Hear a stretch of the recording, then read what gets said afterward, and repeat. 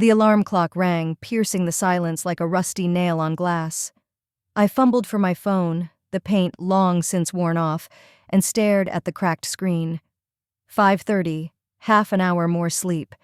I rolled over onto my other side, wrapping myself in a thin blanket that had long since lost all its elasticity. Through the door, I could hear Rex wheezing. My stepfather was sleeping on the sofa because my mom had refused to let him into the bedroom again last night. He must have come home drunk again. My room was tiny, 4 by 2.5 meters, with a window facing the gray brick wall of the neighboring house. It contained only a narrow bed, a desk with a chair, and a wardrobe where I kept my few belongings. My textbooks were lying on the desk. I was finishing school in 2 months, and my parents didn't even hide the fact that they were looking forward to it so that I could finally start earning a decent living and pay off our debts. At 6 in the morning, it was time to get up. My mother was already clattering around in the kitchen. She worked as a cleaner at the Drake Circus shopping center and left before everyone else. As usual, there was no hot water in the bathroom. The water heater had broken 6 months ago, but Rex kept promising to fix it next weekend. In the end, I got used to washing with ice-cold water. "Esme, hurry up!" my mom yelled from the kitchen. "I'm running late!" I pulled on my jeans and sweater, trying not to make any noise so I wouldn't wake Rex. When he's woken up, he gets really grumpy. Once he threw a plate at me just because I sneezed too loudly. In the kitchen, Mom was stuffing a cheese sandwich into her mouth and washing it down with tea. Her wrinkled face looked carved from stone. Stern, immobile, devoid of any emotion except eternal discontent. "Drop your textbooks," she said, nodding at the bag I was holding. "You'd be better off looking for a part-time job. Rex said they're looking for a dishwasher at the Anchor Pub." "Mom, I have a shift at the store today at 4. "And what? Your hands will fall off before 4?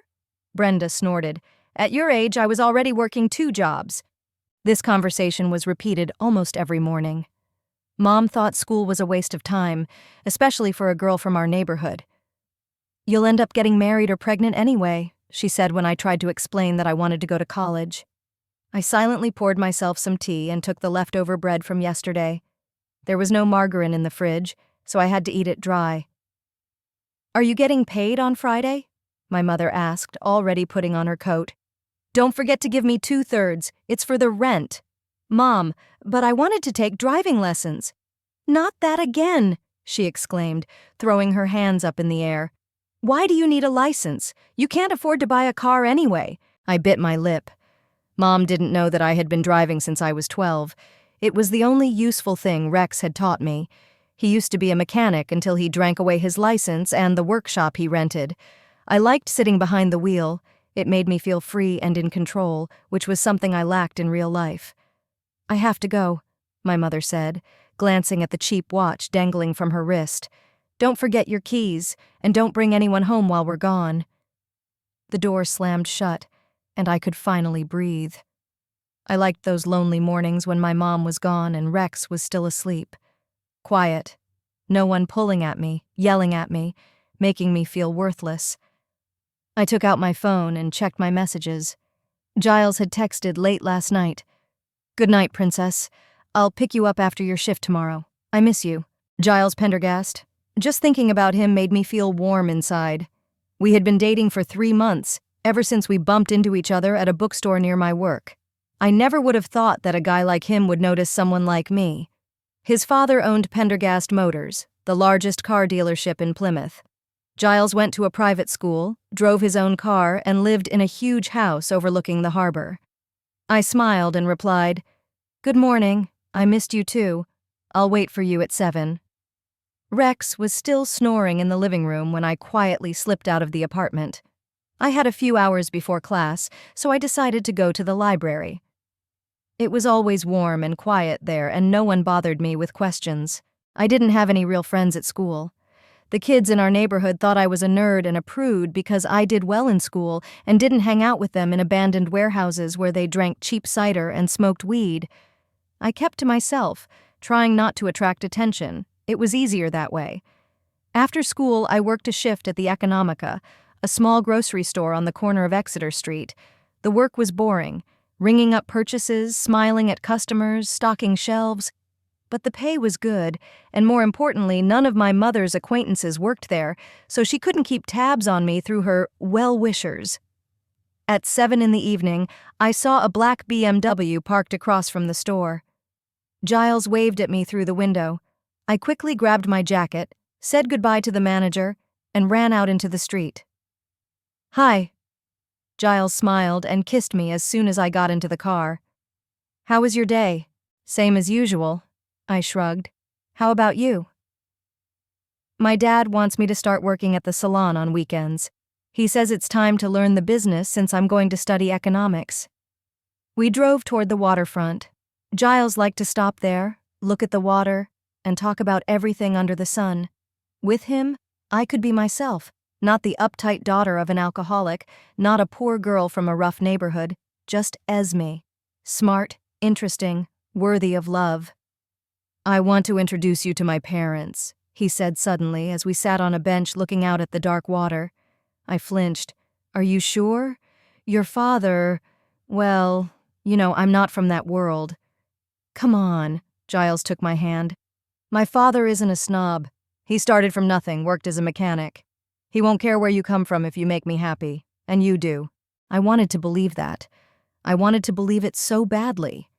But years of living with Brenda had taught me that the world was divided into us and them, and that it was almost impossible to cross from one category to the other. "We're having a family dinner tomorrow," Giles continued. "Come over at 7, I'll pick you up." "What about your mom?" "Mom will be thrilled. She's been trying to find out who the girl is who makes me smile all the time for 100 years. I smiled and snuggled up to him. At moments like this, it seemed like everything would be okay, that I would be able to escape my musty apartment, my perpetually dissatisfied mother, and my drunk stepfather, that I had a chance at a different life. I got home around 11. My mother was sitting in the kitchen with her arms crossed over her chest. Her expression didn't bode well. "Where have you been?" she asked instead of saying hello. "I was with a friend," I replied, trying to sound calm. "With a friend, huh?" She narrowed her eyes. "With that rich boy in the black car?" I froze. How did she know about Giles? "Mrs. Prentice saw you." My mother stood up and came closer. She smelled of cheap cigarettes and the vanilla air freshener they used at the mall. "She said you were making out with some guy on the waterfront, in an expensive car." "We were just talking," I started, but my mother interrupted me. "Don't lie to me. You think I don't know what you're up to? You've decided to hook up with a rich boy? You think you're better than us, don't you?" "Mom, stop it." I tried to walk past her into my room, but she grabbed my arm. "I'm talking to you. What do you think you're doing? That he's going to marry you? Guys like him only play around with girls like you. You don't even know him." "I know guys like him," she almost shouted. "And I know girls like you, too. You think I wasn't young once? You think I didn't have dreams? And then your father came along, promised me the world, and as soon as I got pregnant, he disappeared." I clenched my teeth. I had heard this story 1,000 times. My biological father abandoned my mother when he found out she was pregnant. She always used that as proof that all men are scoundrels and all hope is an illusion. "Giles isn't like that," I said quietly.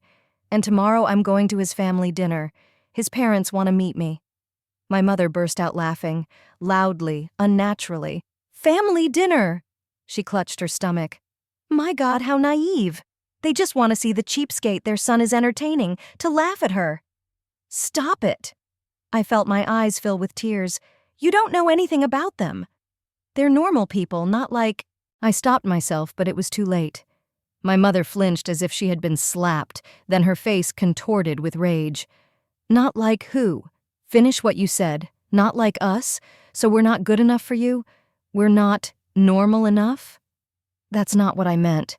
"Yes, that's exactly what you meant." She grabbed a cup from the table and threw it against the wall. Shards flew all over the kitchen. "So now you're too good for us? We're not decent enough for Miss Esme Thatcher? We're not rich enough?" At that moment, Rex stumbled into the kitchen. Judging by his cloudy gaze, he was drunk again. "What's all this noise?" he muttered, grabbing the doorframe. Your stepdaughter has decided she's a princess now, Mom said bitterly. She's found herself a rich boy, and now she's ashamed of us. I'm not ashamed of you, I shouted, feeling tears running down my cheeks. I just want a normal life. No scandals, no drinking, no constant reproaches. You... Rex moved toward me but staggered and almost fell. Do you know how much we spent on you? How much your mother and I worked to feed you? I'll pay you back, I said through clenched teeth. Every penny. Just leave me alone. Ungrateful bitch, my mother hissed. We raised you and now you're turning your nose up at us? You think you're better than us? No, I'm not. Just different. And I want a different life. She wants a different life. Rex laughed, spitting saliva. You think that rich boy is going to give you a different life? He'll play with you and then throw you away. His name is Giles, I said, trying to sound calm, and he loves me. Loves her, Mom laughed again. Did you hear that, Rex? He loves her. God, you're such a fool. I turned to go to my room, but Mom grabbed my shoulder. Wait, we're not done yet. That's it, no more meetings with this. Giles, you're coming home right after work, and you're giving me every penny you have. No. I shook my head. I'm 18. I make my own decisions. As long as you live under my roof, I make the decisions. Her voice broke into a scream. Then I'll move out. And where will you go? She crossed her arms over her chest. To your prince on a white horse? Do you think his parents will welcome you with open arms? A girl from the slums? They're not like you, I blurted out. They don't judge people by where they come from. That was the last straw. Mom swung her arm and hit me across the face, hard with a backhand. I staggered, clutching my cheek. You've disgraced our family, she screamed, spitting saliva. You think you're so great. You're hanging out with rich people like a cheap whore. Get out of my house. Get out. Brenda, calm down. Rex tried to grab her by the shoulder, but she shook his hand off. Let her go. If we're not good enough for her, let her go to her rich boyfriend. Let's see how he takes her. I stood there frozen. Everything inside me turned to ice. Are you serious? I asked quietly. I couldn't be more serious, my mother hissed. Pack your things and get out, right now. It's nighttime, Rex remarked. I don't care, she turned to me. Either you apologize right now, promise never to see that boy again, and give me every penny of your paycheck, or you get out of this house. I looked at her, at that evil, rage-distorted face.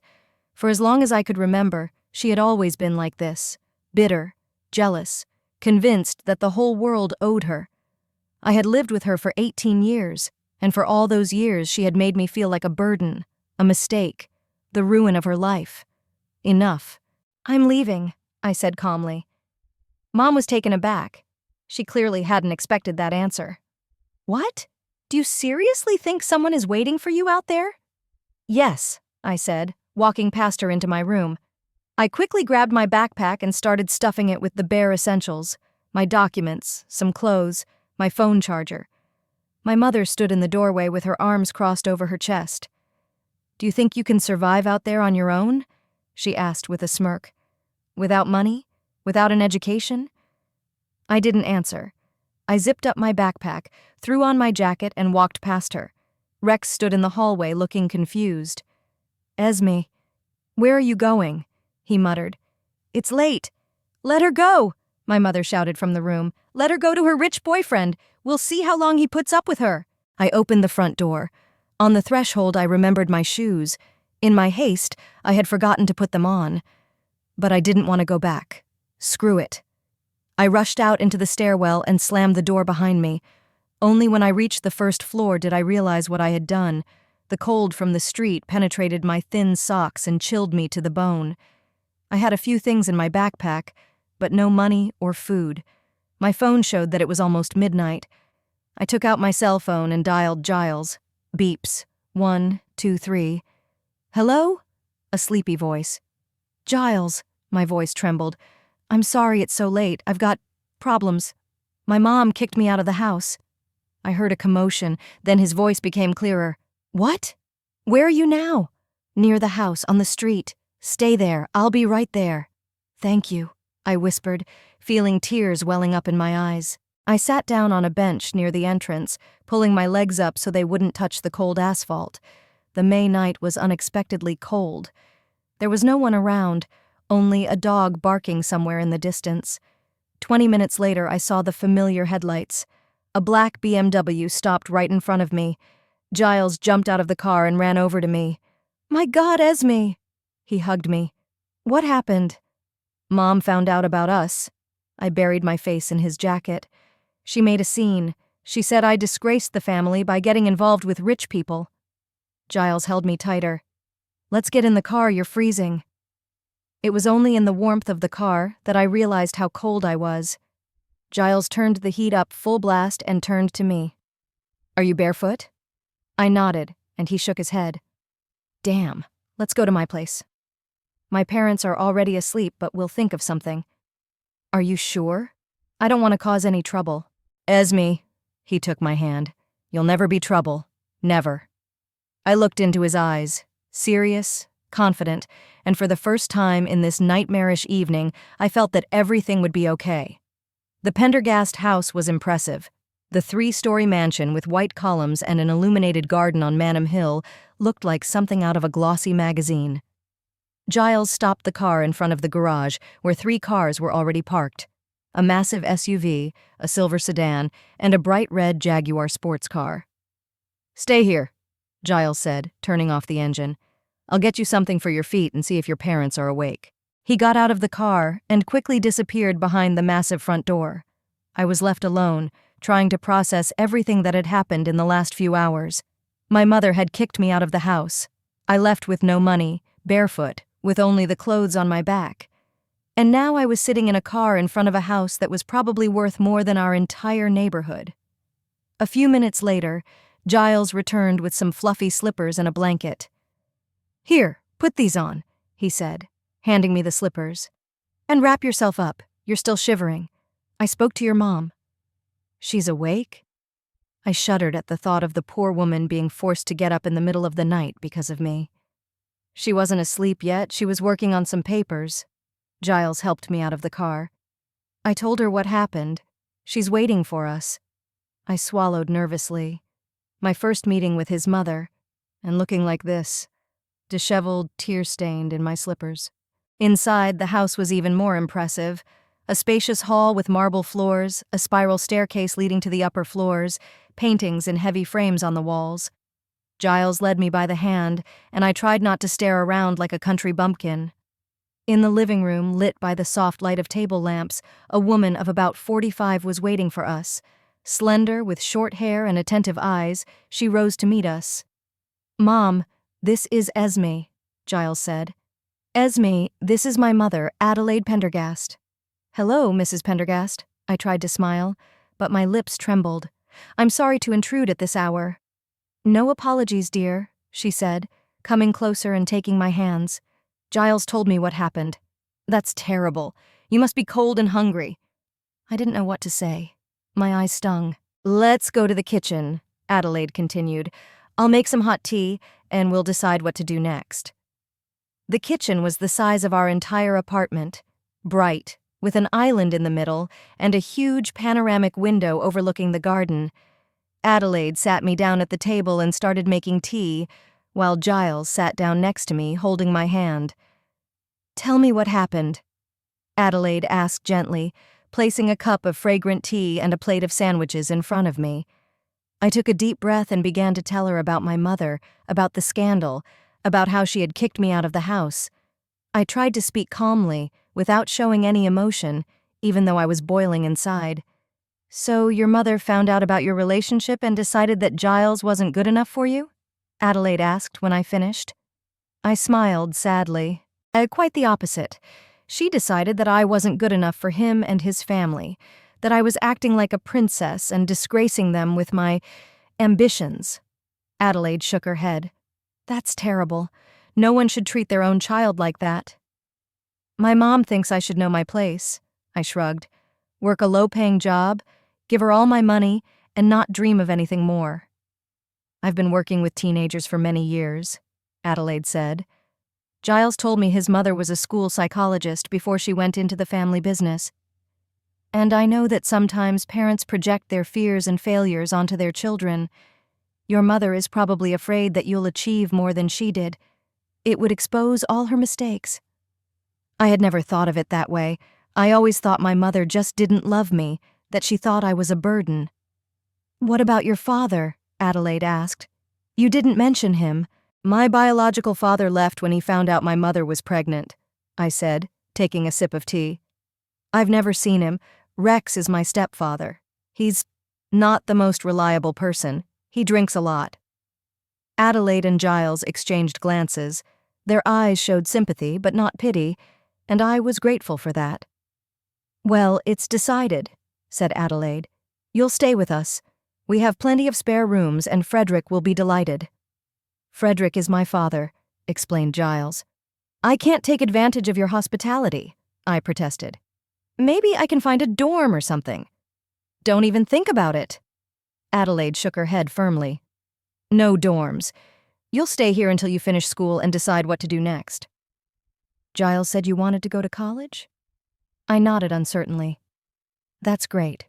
We'll decide on a college, and then we'll see." She spoke as if my future was a foregone conclusion, not a miracle I was afraid to believe in. "Now, come on, I'll show you your room," she said, rising from the table. "You need to rest. Tomorrow everything will look less bleak, you'll see." The room I was given was the size of our living room, spacious, with a large bed, a desk by the window, and a separate bathroom. Adelaide brought me pajamas, a toothbrush, and even face cream. "If you need anything, don't hesitate to ask," she said as she was leaving. "Our home is your home." When she left, Giles hugged me.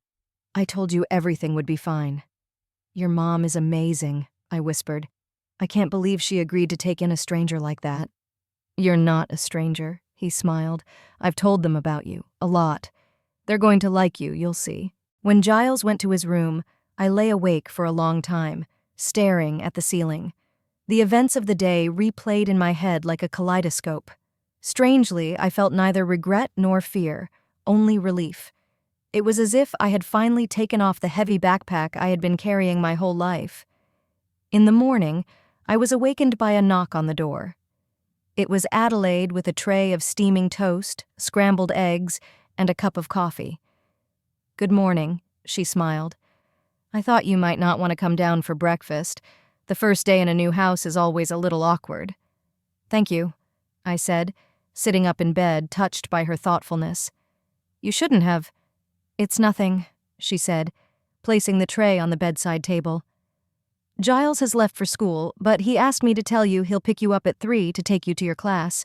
And Frederick is very keen to meet you. He's at the car dealership and will be back for dinner." I nodded nervously. Giles's father struck me as a strict businessman who would surely be displeased that his son had brought home some girl from a troubled family. "Don't worry." Adelaide seemed to read my mind. "Frederick doesn't bite. He's a very open person." After breakfast, I helped Adelaide tidy up the kitchen, and then she showed me around the house. In addition to the living room and dining room on the first floor, there was Frederick's study, a library, and a conservatory. On the second floor were the bedrooms, and on the third floor were the guest rooms and a home theater. "It's easy to get lost here at first," Adelaide laughed, noticing my bewildered look.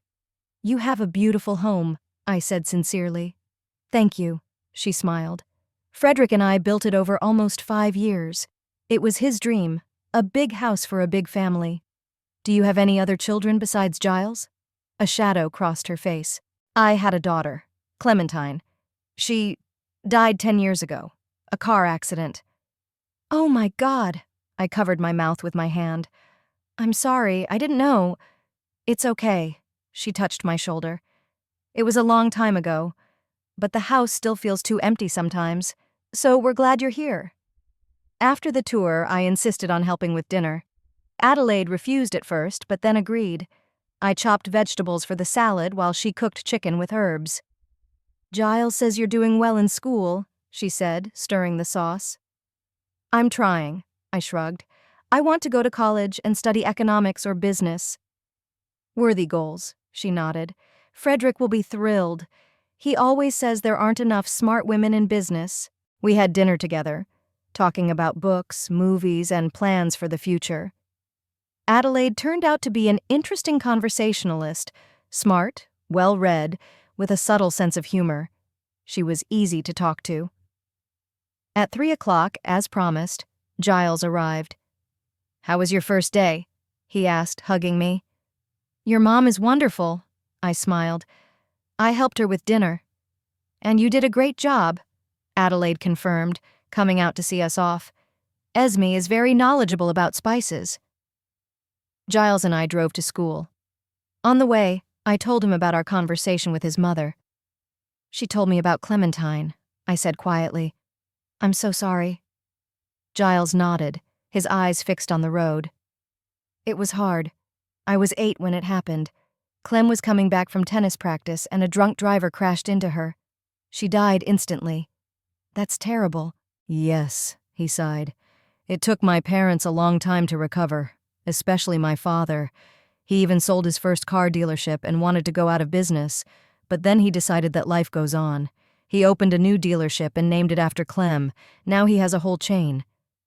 I was silent, not knowing what to say. Giles parked near the school and turned to me. "You know what's strange? I hardly remember her face, only from photographs, and sometimes I feel like I'm betraying her by doing that." "You're not betraying her."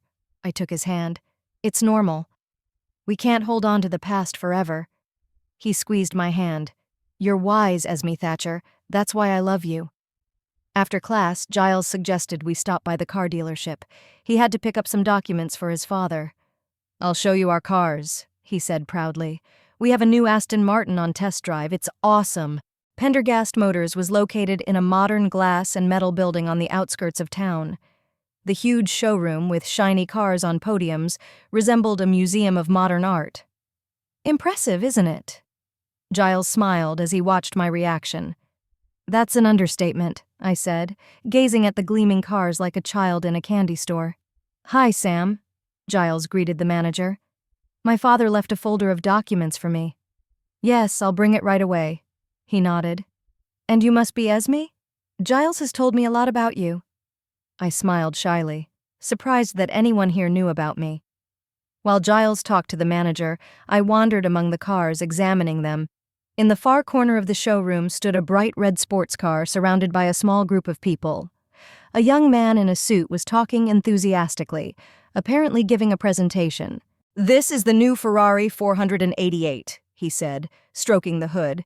"It accelerates to 100 kilometers per hour in 3 seconds and has a top speed of 340 kilometers per hour. It's a real beast." I moved closer, examining the car with interest. I had always liked sports cars, their power, elegance, and speed.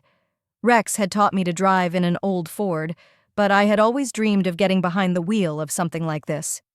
"Who wants to try?" asked the presenter, and one of the men in the group raised his hand. "Great! Let's head out to the test track." I followed the group through the back door of the showroom to a small fenced-in area where we could try out the cars. The man got behind the wheel, the presenter took the passenger seat, and they pulled away. I watched closely as the driver handled the car, frowning more and more. "He's not shifting gears properly," I muttered under my breath. "What did you say?" came a voice from behind me. I turned around and saw a tall man in his 50s with graying dark hair and attentive eyes. Something about his features reminded me of Giles. "I'm sorry, I stammered. "He's shifting gears incorrectly, too abruptly. With a car like this, you have to do it smoothly, otherwise the engine will wear out." The man looked at me with interest. "Do you know anything about cars?" "A little," I shrugged. "My stepfather was a mechanic. He taught me a few things." "What else is he doing wrong?" The man nodded toward the test driver. I bit my lip, unsure whether to continue, but something in his gaze encouraged me to be frank. "He brakes too sharply before turns. With a car like this, you need to start braking earlier and do it more smoothly." "And he's holding the steering wheel wrong. Too tight. His knuckles are white. That makes it hard to feel the car." The man raised his eyebrows in surprise. "Do you drive yourself?" "Yes, since I was 12.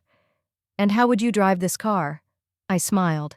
"First I'd get a feel for it, how it responds to the gas and the brakes. Every car has its own personality. This one is like a skittish horse. It doesn't tolerate rough handling. Dad, Giles called out to us, approaching with a folder in his hands. I see you've already met. Not yet. The man held out his hand to me. Frederick Pendergast. Esme Thatcher. I shook his hand. Pleased to meet you, Mr. Pendergast. Likewise, he smiled. Your girlfriend was just criticizing one of my client's driving skills. Giles laughed.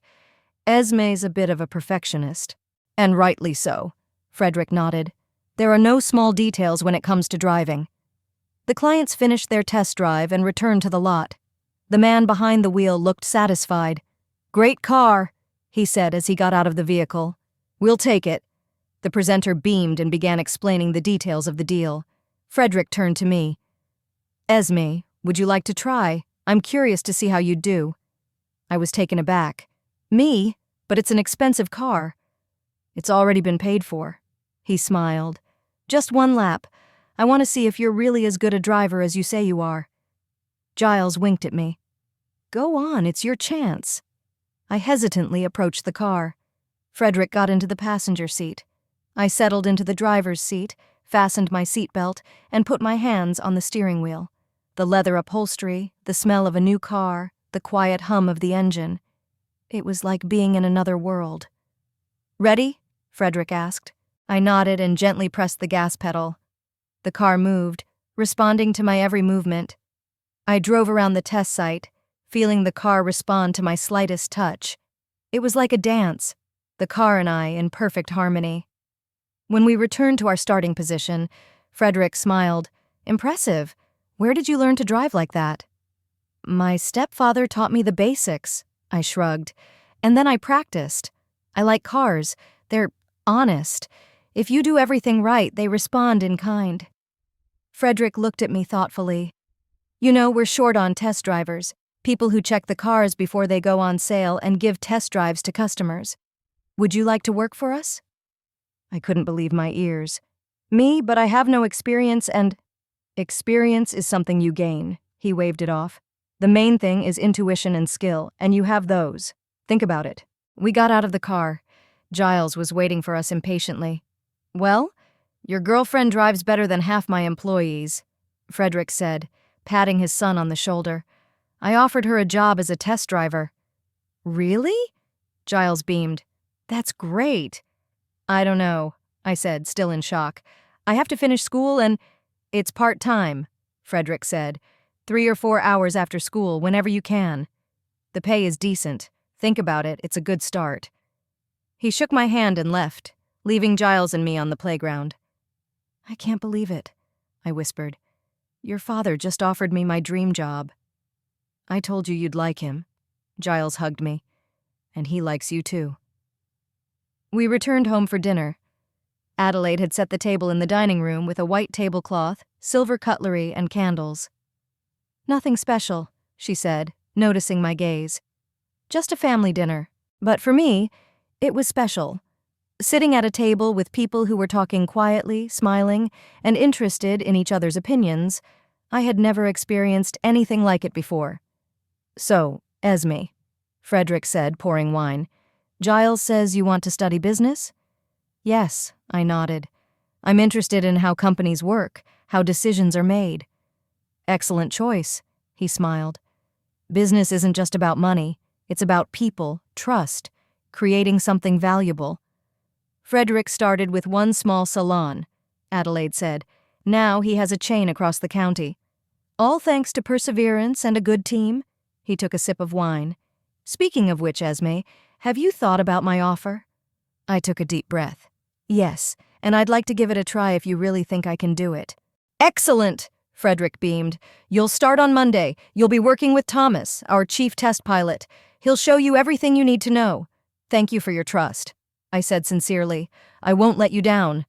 I have no doubt you won't, he said, raising his glass. To a new beginning. We all raised our glasses, and I felt a lump rise in my throat. A new beginning. That was it. It was as if my whole previous life had been just a prologue to something real. After dinner, when Giles and I were sitting in the conservatory, I finally decided to ask, Did you tell your parents about me? About my family? He nodded. Yes, They don't care where you come from. They judge people by their actions, not their background. I feel like I'm in a dream, I admitted. Everything happened so fast. Yesterday I was living in a cramped apartment with a mother who hates me, and today I'm sitting in a luxurious house, and my boyfriend's father is offering me my dream job. You deserve it. Giles took my hand.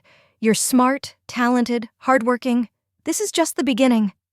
I buried my face in his shoulder, feeling tears welling up in my eyes, not from grief, but from relief and gratitude. Thank you, I whispered, for everything. That night, I lay awake for a long time, thinking about how strange life is. Sometimes you have to lose everything to find something greater. My mother kicked me out of the house, thinking she was punishing me. But in reality, she gave me a gift. She pushed me towards a new life, towards people who see me not as a burden, but as a person with potential. My third week at Pendergast Motors began with a new Lamborghini sports car that had been delivered to the dealership the day before. Black, with predatory lines and chrome wheels, it attracted the attention of all the employees and visitors. Esme, Frederick wants to see you, said Thomas, my mentor, when I arrived at work after class. I found Father Giles in his office, a spacious room with a panoramic window overlooking the showroom. Frederick was looking through some documents and looked up when I knocked. Ah, Esme, come in, he said, pointing to a chair opposite him. How are your classes? Fine, I smiled. I'm getting ready for my final exams.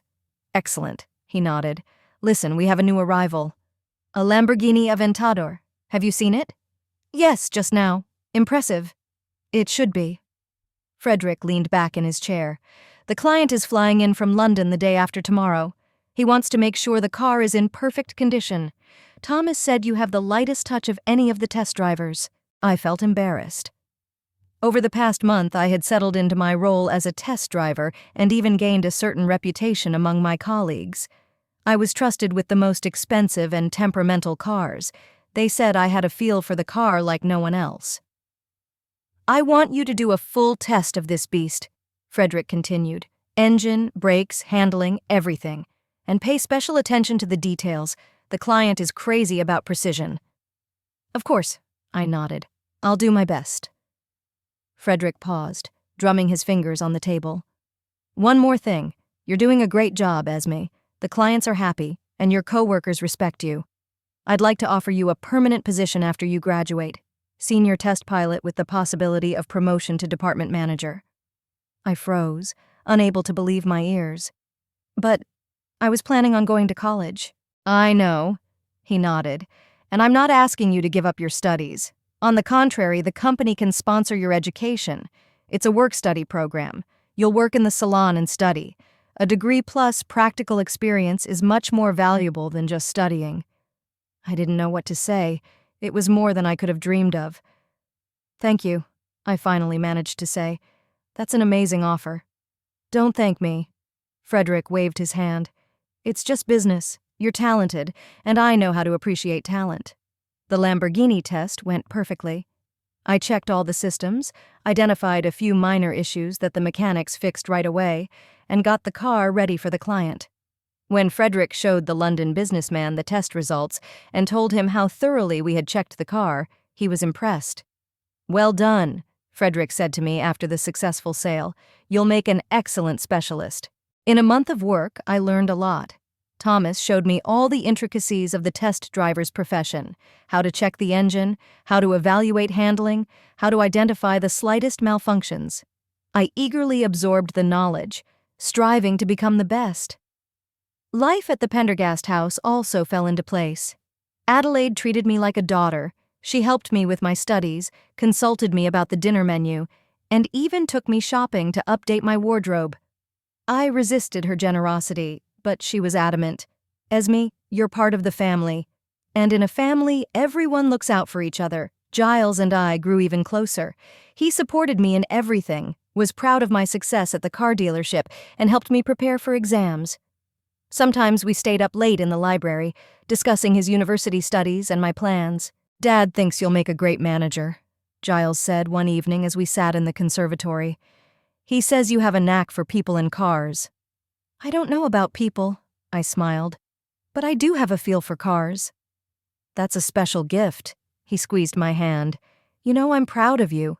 You've been through so much, but you didn't break. On the contrary, you blossomed. I often thought about Mom and Rex, about how they reacted to my leaving. Were they angry, worried, or did they just forget? Several times I was tempted to call, but something stopped me. The fear of hearing more accusations or even worse, indifference. In early June, almost a month after I left home, Frederick called me into his office. I have a special assignment for you, he said when I entered. Tomorrow we're getting a new Maserati Gran Turismo. A customer ordered it with special features. You need to pick up the car at the port and bring it to the showroom. Okay, I nodded. Is Thomas going with me? No, you can handle it yourself.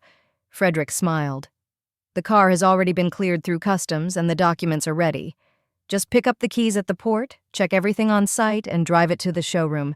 I'm trusting you with this because I know you'll be careful. Thank you for your trust. I smiled. And one more thing. He handed me an envelope. Your first bonus. For excellent work and especially for that Lamborghini.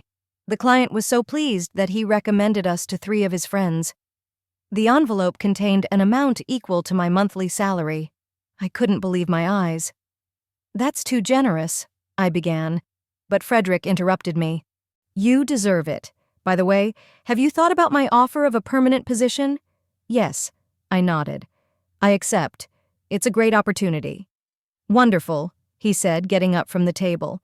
Then you're officially hired as of September 1st. In the meantime, good luck tomorrow with the Maserati. Picking up the car from the port was easier than I thought.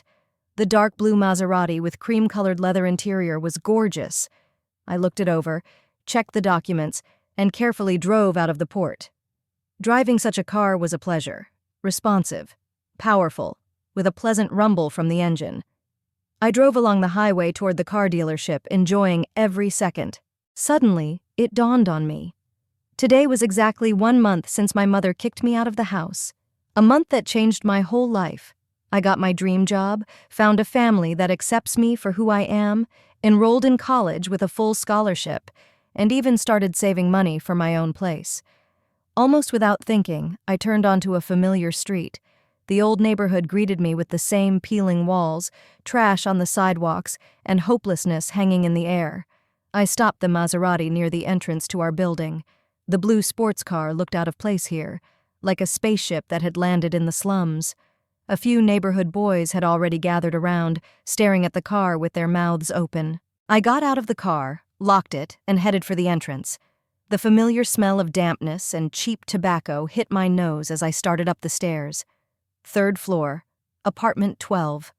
My heart was pounding as I pressed the doorbell. A few seconds later, the door opened and my mother appeared on the threshold. She looked the same as she had a month ago, tired, irritated, with a cigarette in her hand. When she saw me, she froze, unable to believe her eyes. Esme? Her voice trembled. Hi, Mom. I tried to speak calmly. I'm here to get my things. She stared at me in shock, then looked down at my clothes. New jeans, a leather jacket, expensive boots. Where have you been? She finally asked. We thought that you'd be lost without me? I smiled. No, Mom, I found people who believe in me, and a job I like. Something flashed in her eyes. Surprise? Envy? But she quickly regained her composure. So you found a rich sugar daddy? Just like I said. No, I shook my head. I'm a test driver at a car dealership. I check cars before they go on sale and give test drives to customers. I get paid well because I'm good at my job. She narrowed her eyes suspiciously. And how did you get a job like that? Thanks to the skills Rex taught me. I shrugged. Ironic, isn't it? At that moment, my stepfather appeared in the hallway, looking sleepy and rumpled as usual. Who's there, Brenda? He froze when he saw me. Esme? Are you back? No. I shook my head. Just picking up my things. Where are you living? He asked, scratching his stubble. With the Pendergasts. They're taking me in until I can afford my own place. Pendergast? My mother repeated. The Pendergasts? Yes, Giles's parents. They've been wonderful, and unlike some people, they don't think I should know my place. Mom pursed her lips. So now you're a big shot. You came back to brag? No, Mom, I sighed. I came to get my things and my papers, and to say goodbye. I got into college. I'm going to study business management. Pendergast Motors is sponsoring my education. Mom nervously took a drag on her cigarette. And this is how you thank us? We raised you for 18 years and you just walk out and forget about us? No, Mom. I looked her in the eyes. I won't forget. Especially how you kicked me out into the street barefoot in the middle of the night. How you called me a burden. How you made me feel like I was worthless. I just wanted you to be realistic, she exclaimed, so you wouldn't have any illusions. I don't have any, I said, walking past her into the room. I just live and work. And I'm doing pretty well. My room looked untouched, a bed, a desk, a wardrobe. I quickly gathered the remaining items, documents, a few books, and photographs. Everything fit into one bag. Rex stood in the doorway watching me. Is that your car down there? He asked. No, I shook my head. I'm driving it for a client. But sometimes they trust me with jobs like that. Cool. He scratched the back of his head. Listen, I'm glad you're... Well, okay. I nodded, not knowing what to say. Strangely, I felt neither anger nor resentment, only fatigue and a slight sadness. These people had been my family for 18 years, but now they seemed like strangers. I walked out into the hallway with my bag. Mom was standing by the window, looking out at the street. Is that your car? She asked, nodding toward the Maserati. No, it's a work car, I said, setting my bag on the floor. Mom, I wanted to say, I don't hold a grudge against you. You were right about one thing. I really did disgrace the family. Not by dating Giles, but by putting up with your attitude for so long. I let you make me feel like I was worthless. Mom turned around, her face contorted with anger. So now we're not good enough for you? You've lived in a rich house for a month and you're already looking down on us? I shook my head. No, Mom. It's not about the money. It's about respect. It's about the fact that the Pendergasts believe in me, support me, help me grow, and you always wanted me to stay at the bottom, together with you. Get out, she hissed. If we're so bad, get out and don't come back. I'm leaving, I said, grabbing my bag. Goodbye, Mom. I left the apartment without looking back. I went down the stairs and out onto the street. The boys were still hanging around the Maserati, and I smiled at their excited faces. Is that your car, miss? One of them asked. No, I just work with cars like that.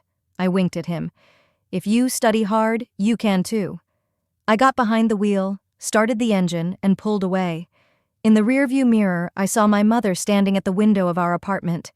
She was watching me, and there was an expression on her face that I had never seen before, a mixture of surprise, envy, and maybe a hint of pride. The summer flew by. I passed my final exams, received my diploma with honors, and prepared to apply to college. Work at the car dealership was going great. Customers asked for me to give them test drives, and Frederick trusted me with more and more difficult tasks. By the end of August, I had saved enough to rent a small apartment near the university.